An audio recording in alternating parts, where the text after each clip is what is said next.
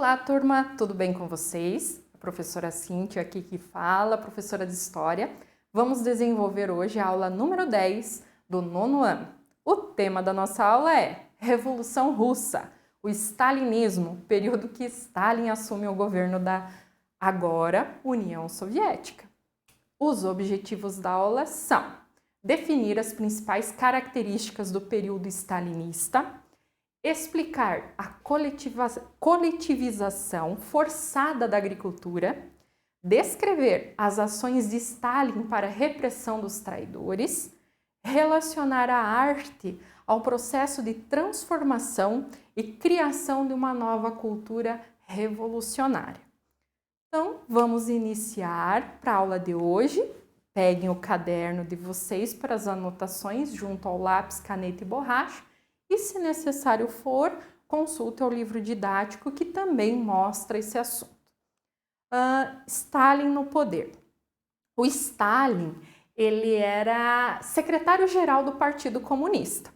Venceu aquela disputa pelo poder após a morte de Lenin, junto ao Trotsky. Lembrem-se que o Trotsky queria espalhar a revolução para todo mundo. O Stalin já dizia não, que era preciso fortalecer a revolução socialista dentro da União Soviética. E ele acaba ganhando essa briga, né, ganhando essa disputa e torna-se o líder da União Soviética. Só que ele não foi um líder tão bonzinho assim, ele foi mais um líder ditador. Tanto é que ele expulsou todos os contrários a ele dentro da União Soviética, como foi o caso do Trotsky.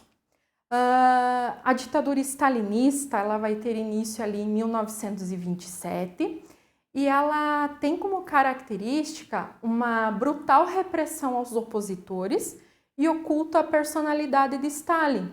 Culto esse representado na imagem ao lado, em que é o grande líder, o líder adorado pelas criancinhas, a bandeira, né, da revolução ali com a foice e o martelo, representando a união dos trabalhadores do campo pela foice e do martelo, né, os trabalhadores da cidade pelo martelo.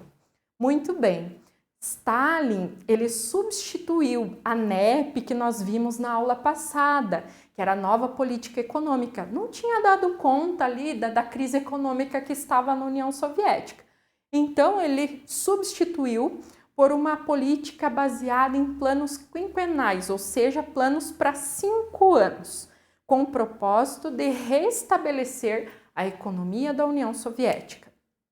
Naquela década, enquanto os países capitalistas sofriam os efeitos devastadores da crise de 29, que iremos estudar nas próximas aulas, a Rússia, que passou a se chamar União Soviética em 1922, apresentava taxas de crescimento até então nunca alcançadas pelas economias ocidentais. E aí está um grande perigo, o perigo do socialismo tomar conta do mundo. Neste sentido, a gente vai entender um pouquinho melhor, mas só dando um spoiler para vocês compreenderem. A crise de 1929 vai assolar principalmente os países capitalistas. Vai se dar o auge, o boom, vai ser no ano de 1929 com a quebra da Bolsa de Valores de Nova York. Nova York que era a principal potência ali no final da Primeira Guerra Mundial. Então, todos os países, inclusive o Brasil, vão pelear por conta da crise. Neste sentido, países tentando sair da crise, eles vão desenvolver regimes totalitários, em que o líder, o governante, ele vai comandar a economia, a política, tudo, com o sentido de criar ações para tirar o país da crise. É nesse contexto que vai surgir o nazismo do Hitler, o fascismo do Mussolini, entre outros estados totalitários, tá?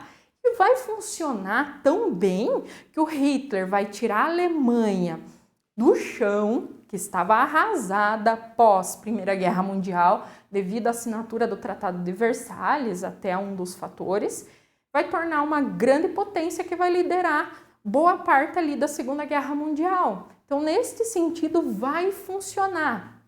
Mas a gente vai entender um pouquinho melhor de que maneira isso funcionou quando estudarmos a crise de 29. E a União Soviética não sofre com essa crise, por quê? Por conta dessas ações também mediadas pelo líder, mas de cunho mais socialista. Então, os países estão tornando-se totalitários com o intuito de evitar que o socialismo tome conta, porque senão fica aquela ideia, puxa, mas a União Soviética, né, os países ali da União Soviética, eles são socialistas, não estão sofrendo, e o que a gente está fazendo aqui no capitalismo que era para ser melhor, estamos sofrendo com a crise. Então, neste sentido, só para vocês entenderem. Com o governo de Stalin, o Stalin ele vai obrigar os camponeses prósperos, chamados de kulaks, a aderir às fazendas coletivas. Eles resistiram a entregar a produção ao governo, poxa, era deles, mas foram então vítimas de violência nesse sentido e repressão bem forte por parte do governo. Os presos foram executados ou até mesmo deportados para outras regiões bem distantes ali da União Soviética. Com essa repressão geral, entre os anos de 36 e 1939, o governo montou diversos processos judiciais para punir quem fosse traidor da revolução. Desta forma, assim, o terror se implantou dentro da União Soviética. E o que acontecia, então, com os supostos traidores do regime? Eles eram, os acusados ou suspeitos de traição, eles eram levados para campos de trabalho forçados, mais ou menos como acontecia com os judeus na Segunda Guerra Mundial, lá em Auschwitz, por exemplo, um dos mais conhecidos.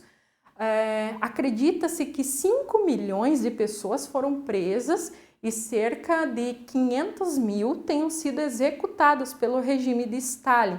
Ainda esse número não é bem exato, porque muitas vezes acontecia das pessoas sumirem simplesmente. Os gulags, então, eram os campos de concentração para onde iam essas pessoas. Elas tinham que realizar trabalhos forçados.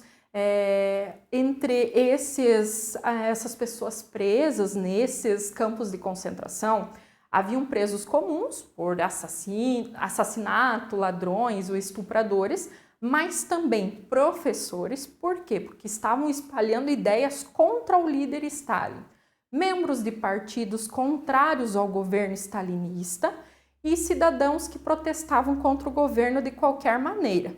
O objetivo desses campos de concentração era reeducar os presos, de forma que eles passassem a apoiar o governo, ou seja, aceitar tudo o que Stalin falava como certo.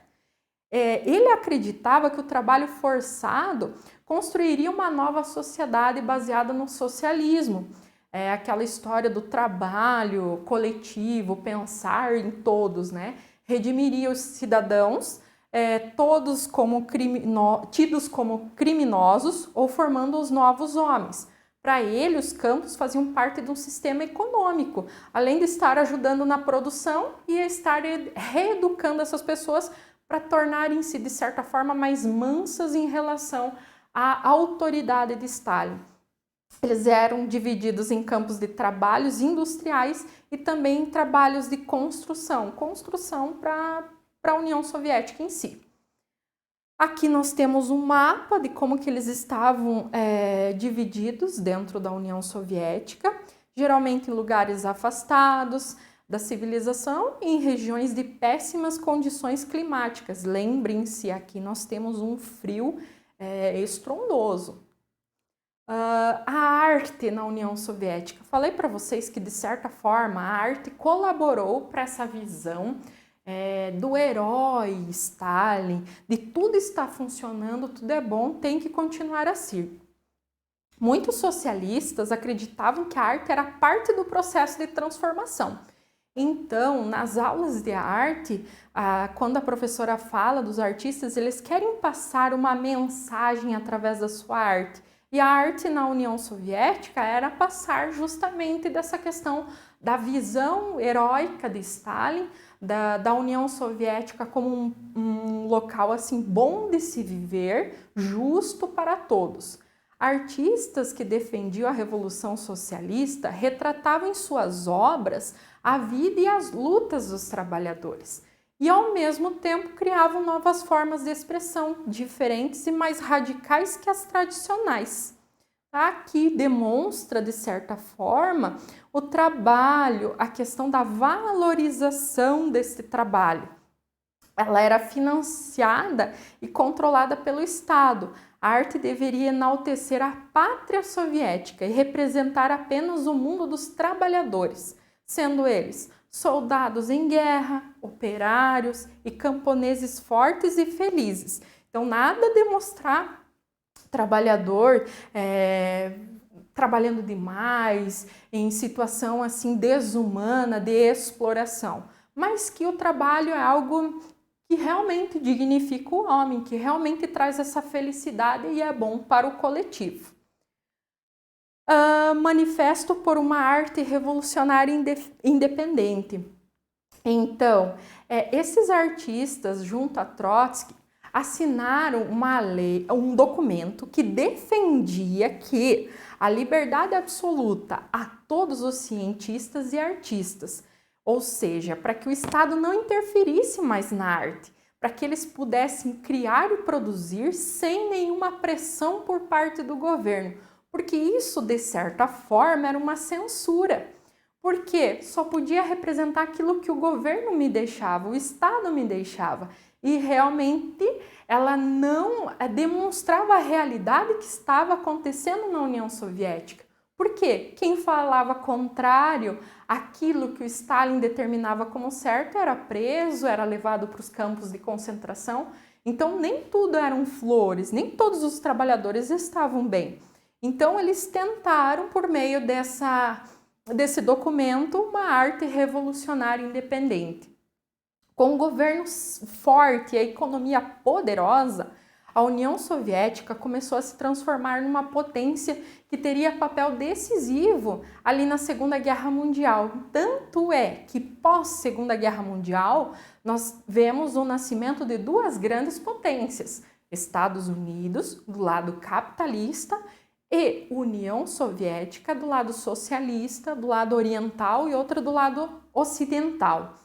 Só que isso a gente vai ver melhor pós a Segunda Guerra Mundial, no chamado período Guerra Fria. Já estou dando muito spoiler das próximas aulas, daqui a pouco vocês já sabem tudo e a gente nem chegou lá, né? Então, uma dica que eu tenho para hoje é o livro, mas também tem filme, chamado A Revolução dos Bichos, de George Orwell. O que ele vai tratar? Na verdade, ele vai satirizar a questão da Revolução Russa. Revolução dos Bichos vai acontecer em que ambiente? É uma grande fazenda, em que os animais vão se rebelar contra o dono da fazenda, o fazendeiro. Daí terão os porcos, Napoleão, o Bola de Neve, que vão, de certa forma, ali conversar com os demais animais para tentar libertá-los daquela situação. Mais ou menos o que aconteceu na Revolução Russa, em que os trabalhadores, os partidos mencheviques, bolcheviques, Trotsky, Lenin, Stalin, entre outros líderes, eles vão buscar ter poder para si e tirar o czar, o líder absolutista que estava na Rússia. Mas, com o passar do tempo, o que vai acontecer? Vai ter um dos líderes, né, que vai sobressair e vai gerar um governo tão parecido quanto o que já estava. Tanto é que uma das frases bem marcantes ali do livro, ele diz assim, que os animais são iguais, mas uns não são tão iguais aos outros. De certa forma, essa questão da igualdade do socialismo da União Soviética está sendo criticada. Por quê? Porque existe novamente um grupo de pessoas que está sendo privilegiada.